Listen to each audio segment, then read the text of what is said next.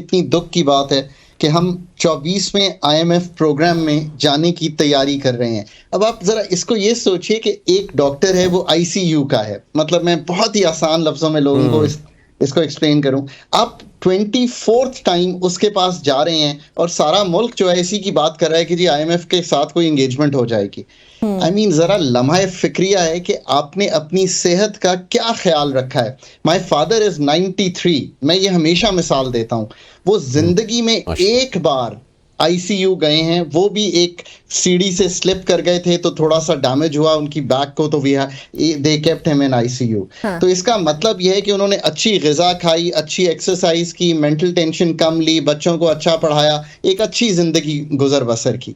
एक आपका मुल्क है, उसकी ज़िंदगी ये है कि इस साल रिकॉर्ड फिस्कल खसारा करेंगे, रिकॉर्ड एनर्जी का खसारा करेंगे, मुल्क को स्लो करके पाकिस्तान के ज़खायर को बचाने की कोशिश कर रहे हैं। जब हम बार बार कहते हैं कि हमने डिफ़ॉल्ट नहीं किया, इसका क्या मतलब है? इसका मतलब ये है कि मैंने आप दोनों से कर्ज लेकर मुल्क को दे दिया और उन्हें कहा कि पुराना कर्ज जो है वो पूरा कर दें। रियली आई मीन ज़रा सोचें कि ये खड़े कहाँ हैं और फिर 24वीं बार आईसीयू के डॉक्टर के पास जा रहे हैं। तो कोई काम तो हमने गलत किया होगा ना। पहले ये मान लें कि हमारे अंदर इंट्रोस्पेक्शन करके देखें कि टैक्स में, बिजली के निज़ाम में, पाकिस्तान में ये शरह यानी कि ग्रोथ को बढ़ाने में, पैदावार को बढ़ाने में, इन्फ्लेशन को संभालने में क्या इकोनॉमिक गवर्नेंस की है मुल्क ने। यहाँ से शुरू करेंगे ना। आईएमएफ की एंगेजमेंट जो है ना, ये गिवन है, बिकॉज इंटरनेशनल आर्किटेक्चर में कोई भी मुल्क वहाँ खड़ा होता है जहाँ हम खड़े हुए हैं, जिसको कोई और कर्ज देने को तैयार नहीं है, तो आप आईसीयू का डॉक्टर या lender of the last resort, यानी कि हम तीनों नहीं तैयार हैं इस चीज़ पे, तो एक लेंडर है, वो कहता है मैं लास्ट रिजॉर्ट का हूँ, पर फिर आप ये काम करें। वो जो काम कहता है ना, उसका मतलब ये नहीं होता कि वो सारी चीज़ें कि वो एनर्जी सेक्टर को ठीक कर दे।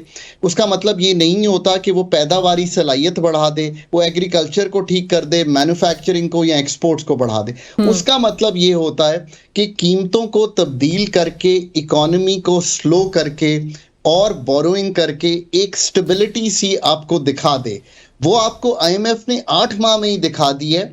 आज मुल्क के ज़खायर, अब आज $7 अरब हो गए हैं। हमने कल एक पेमेंट की है 12 तारीख को, $7 अरब पे हैं। पहले $4 अरब पे थे जब फंड के साथ एंगेज नहीं थे।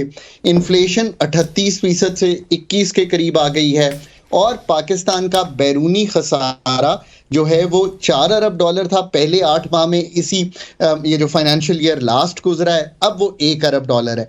पर नतीजतन इकोनॉमी स्लो हो गई है, ग्रोथ जो है वो 2% से नीचे आ गई है।